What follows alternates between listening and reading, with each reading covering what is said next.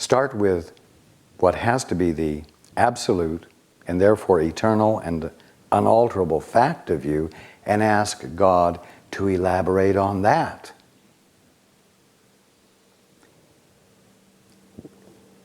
The problem, as you perceive it, is a known factor to you.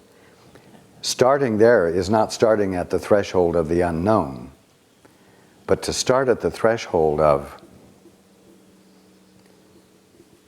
your already existing wholeness, which isn't a completely known thing to you at the moment, and then asking God to fill in the blanks, as it were, is to bring your attention to the point of discovering what's new to you. You see?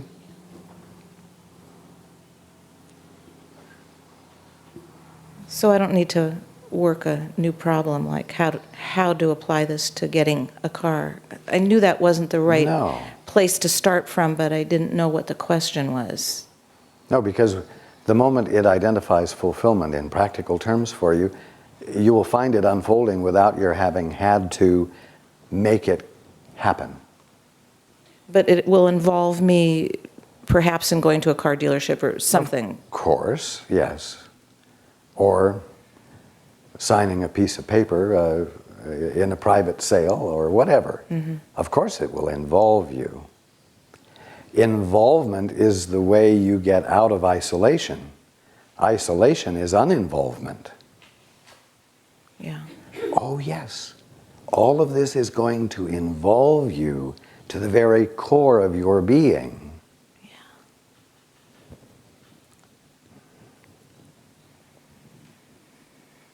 Okay. And you will be changed right down to your DNA.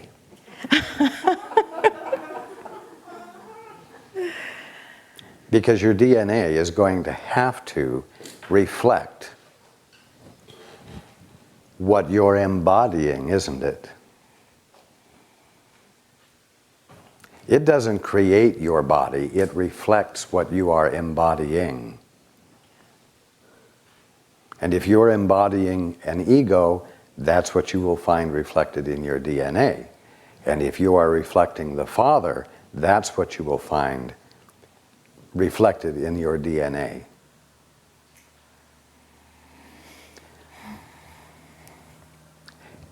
That's how completely it's going to involve you.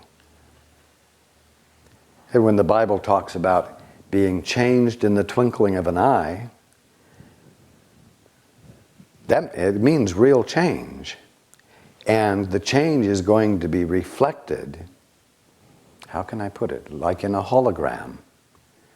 The whole picture is reflected in every part of the picture. If the picture changes, then the little part you snip off down in the corner and look at is going to reflect the new picture.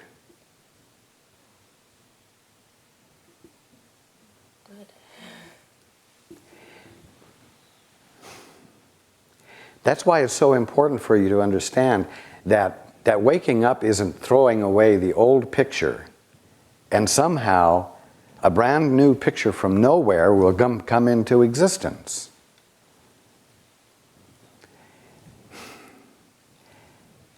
Reality, as I keep saying, is what is confronting you. The kingdom of heaven is the only thing that's going on. You, as the sons and daughters or perfect expression of God, are the only things sitting here communicating right now. Now, you're looking at this picture through squinted eyes, but what you're seeing is not an illusion. Your perception of it is deluded, but what you're looking at is not an illusion. And if you keep your good at a distance because of all the reasons it can't be in your possession, then that's the distortion of the fully given gift that God has given you that you're experiencing. You're experiencing a distortion. The moment you abandon the justifications for not having it, it feels to you like it is sucked into you, into your experience, magnetically attracted. So,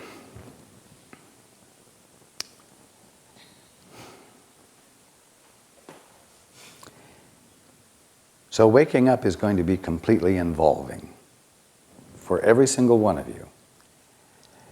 You will not be an impartial observer of this wonderful thing called you waking up. It will be transformational, right? You say right down to your toes, I'm going to say right down to your DNA.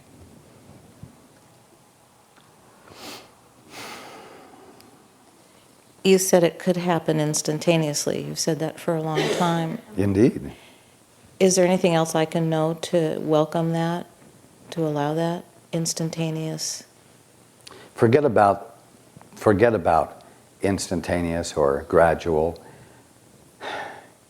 What you must do is be inquisitive, be attentive at the threshold of discovering what you're not aware of yet. Okay.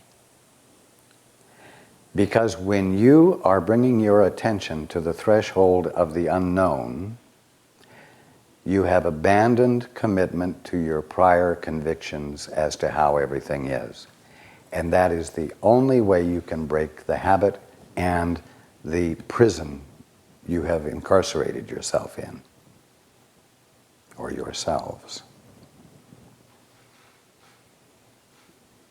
Actually, after all the suffering, that seems quite straightforward and simple, what you just said.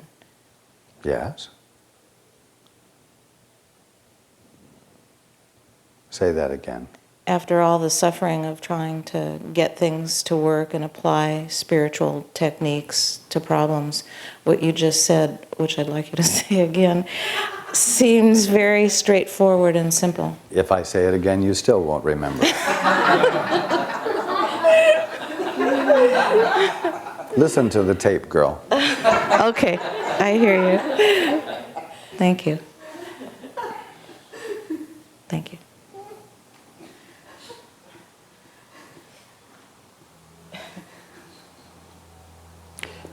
When you arrive at a point where you're willing to say, "Thy will be done," to God, what you're doing is bringing your attention to the threshold of discovering the unknown. Bringing your attention to the threshold of the unknown, therefore, is the real meaning of prayer. It's not a request, it's a willingness to receive what you haven't received yet. There's no willfulness that can be brought into play to force what is unknown to you into your experience.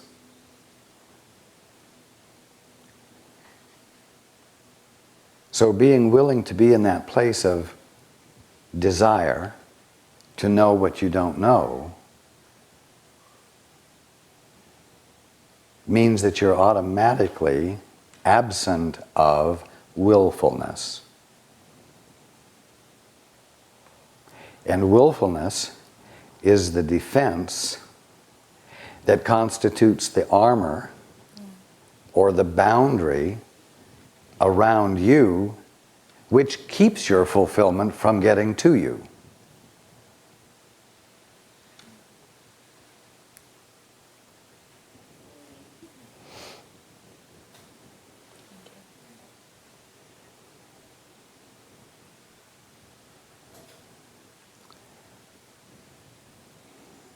By contrast with the way you have been doing it, it seems as though this is doing nothing.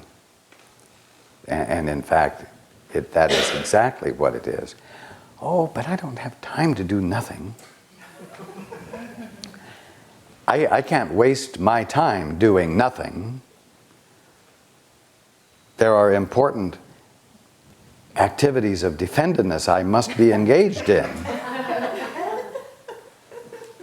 And if I don't engage in them, the axe will fall. I don't have time to do nothing. You see how conditioned you are.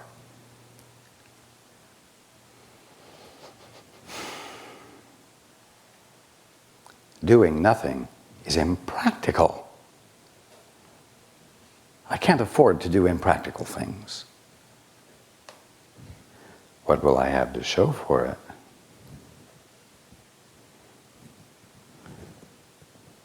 What will people think? I'm going to look like some kind of happy idiot.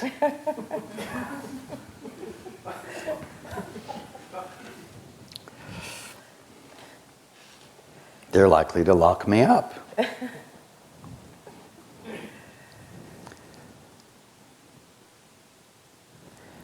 The thing is that you learn to stand on the threshold of curiosity about the unknown while you're riding the wave, while you're in the midst of activity. Paul is in the midst of being active right now. But it doesn't keep him from staying connected with me so that he can hear me and relate it simultaneously.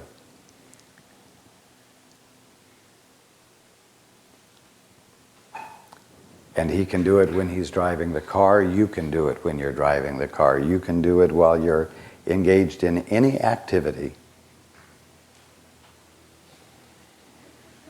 And that's what makes the activity effortless.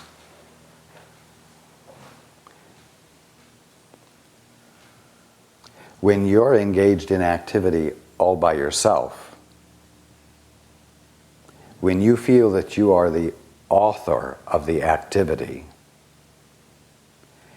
immediately you must be defended, because as the author, you feel potential guilt for authoring poorly.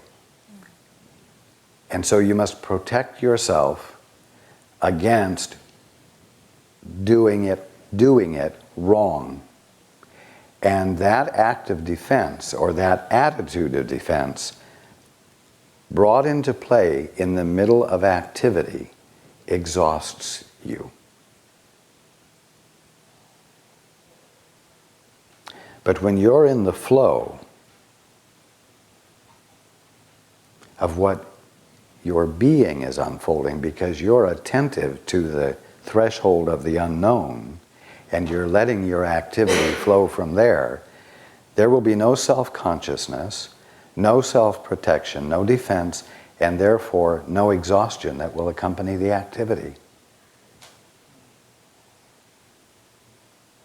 That's a wonderful point to grasp and practice. This is very helpful. I never knew what to give my curiosity to. I mean, I could give it to a bug or a butterfly or a tree, but I never knew where to place my attention in the way you're describing now. I could say those words, but I really didn't know what to do with my attention. And I did have a remarkable experience working for cleaning, and it was hard work, and I enjoyed it, and I didn't know how to get home, and then it dawned on me how to get home, and that was effortless, and it was a joy. The whole experience was a joy. And now that you're saying all this, I can see how I have had an experience of it now that Yes. I opened myself to, or allowed myself into. It was beautiful. Thank you, Raj. Thank you, Jesus. You are welcome. Hands.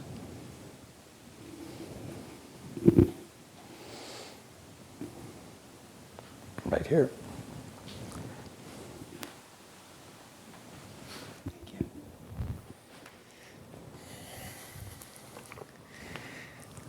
I just wanted to thank you for that answer. It clarified something for me. If indeed energy flows where attention goes, and I've heard you say many times, be curious to see the unfolding. What it just dawned on me. No, attention doesn't go where the energy flows. You could say energy flows where the attention goes. That's what I meant to say. If that didn't, that's what I was thinking. I might have misspoke. Thank you. What I just realized in hearing... What that really means is that where the attention goes, you have the opportunity to experience the energy that is where your attention has gone. In other words, you can't direct energy by directing your attention.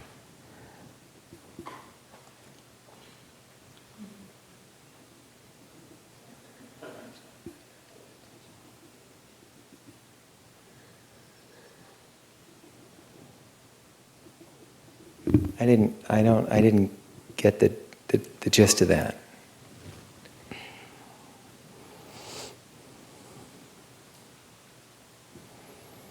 I said that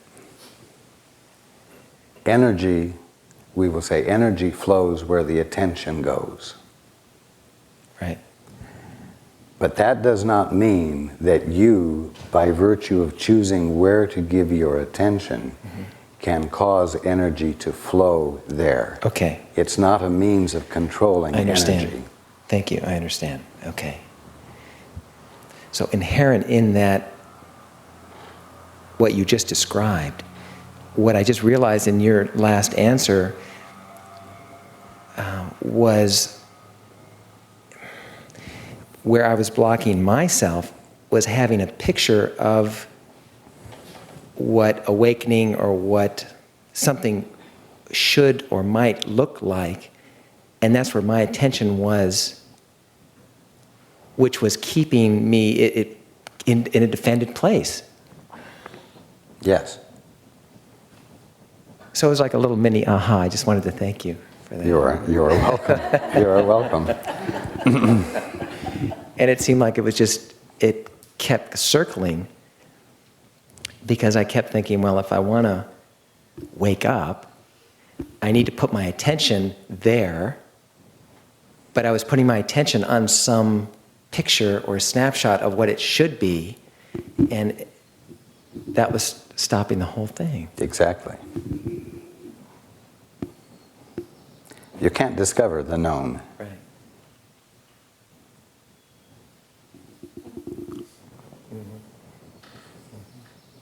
So if you think you know what the unknown is, you're stuck. Mm-hmm.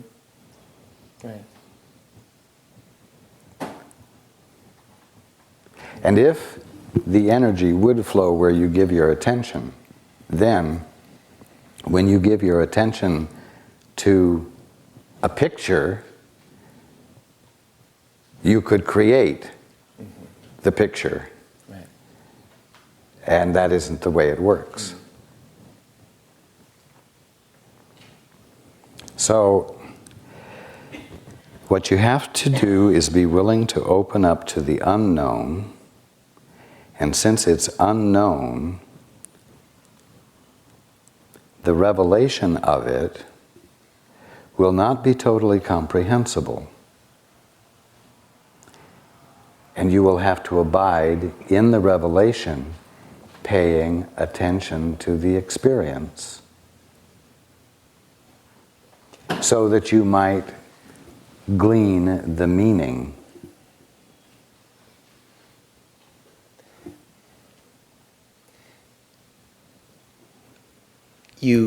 When I read about Revelation in Course in Miracles, the text, when I have experienced what I consider to be a revelatory thing, if I'm understanding correctly, you described it as a reordering of perceiving reality, capital R. Yes. But it wasn't, it lasted for, I don't know how long it was, maybe 4 days, maybe a week. And then it was, my old perception came back. Why is it that a revelation can't, or doesn't necessarily in and of itself can be, that's it, Because you don't continue to make the choice for it. You, at some point, make the choice for habit. To revert back to that which gives you a hit, a personal hit of accomplishment, an ego hit. And so all you can do is be grateful for the 3 or 4 weeks, because now you can't ever be as ignorant as you were before. And then just be willing to allow for the revelation to present itself again. Of course, as I've been saying, if you bring your attention to the threshold of the unknown and desire for it to be revealed to you, that's the best way to have the influx occur.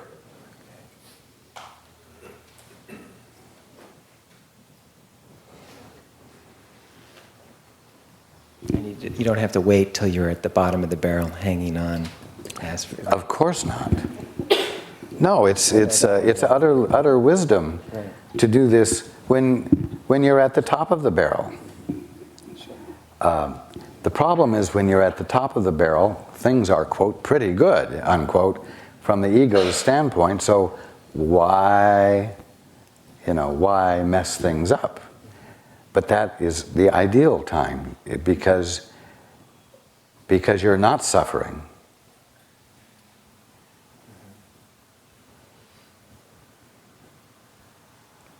At that point, you really can play with discovering the truth. When you get to the bottom of the barrel, you're down to business. And it is not play.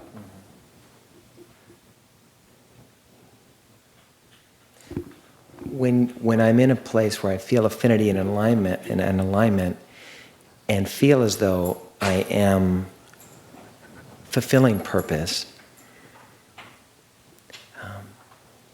it is fulfilling. Yes. It is fulfilling, and but not ego satisfying. No. So that is then why I make another choice and Exactly. fall out of that? Yes. That, as I said yesterday, reality isn't attractive. The experience of peace isn't attractive. Attractive really means ego satisfying.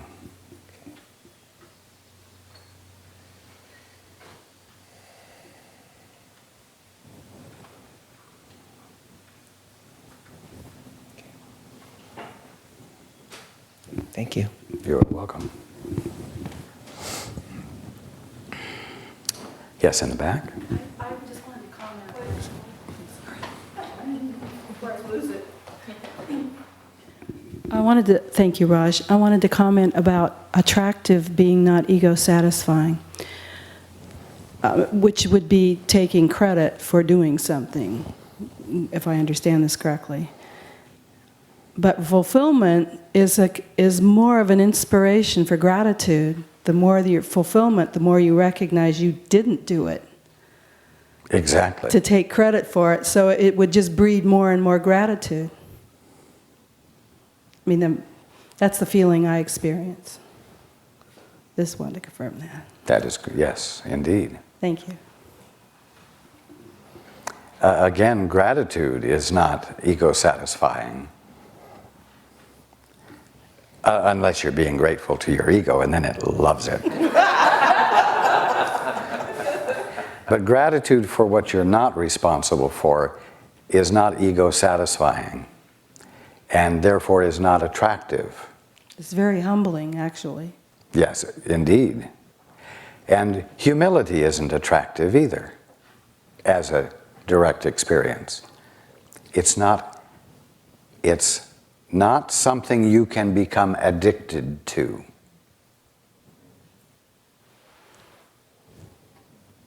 No, because it requires full attention, conscious attention. An addiction is an unconscious habit, habitual, compulsive. An addiction is something that there is an obvious ego payoff for. Gratification. Yes. And that for which you feel gratitude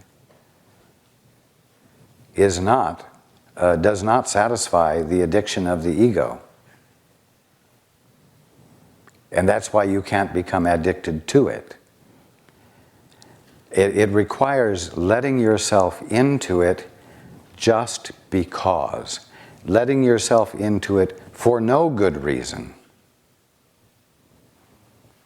And simply not choosing any other experience again. It's a matter of love.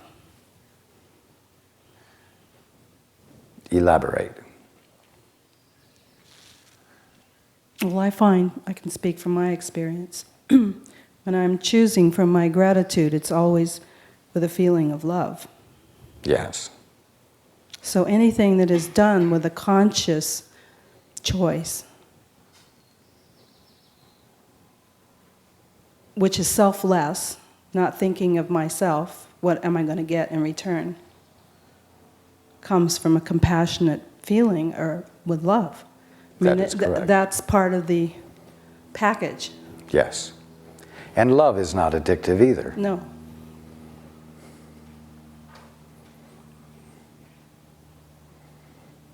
But it's the power of being. The omnipotence of God is love. Love is what is omnipotent.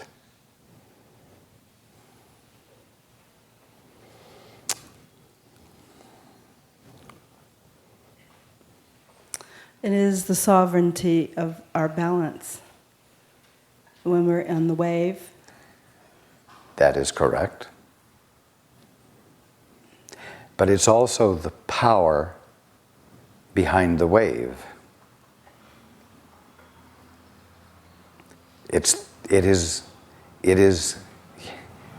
and please do not quote me, these words are awful. But love is the engine of the universe.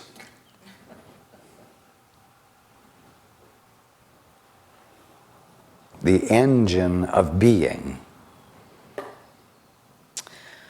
when I read Glenda's book, which I dearly love and recommend, And the name of the book is? Love Without End, You Speak.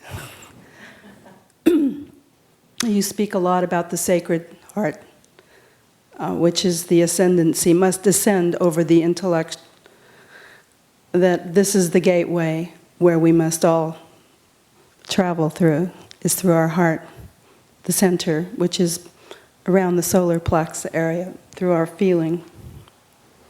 Well, just remember that your body and the solar plexus area and the house and the trees are all conscious experiences of mind.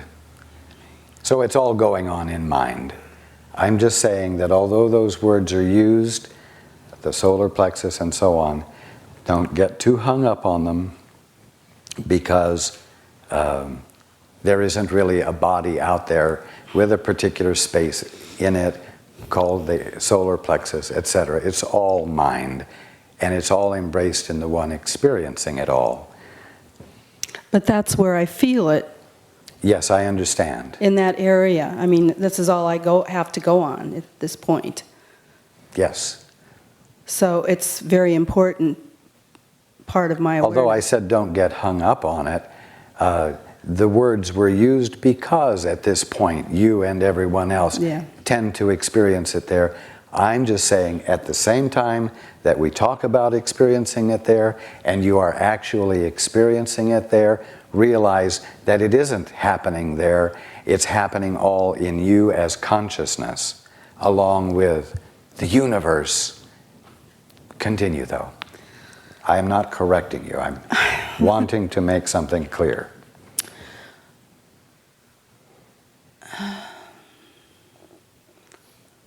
So you experience it as love.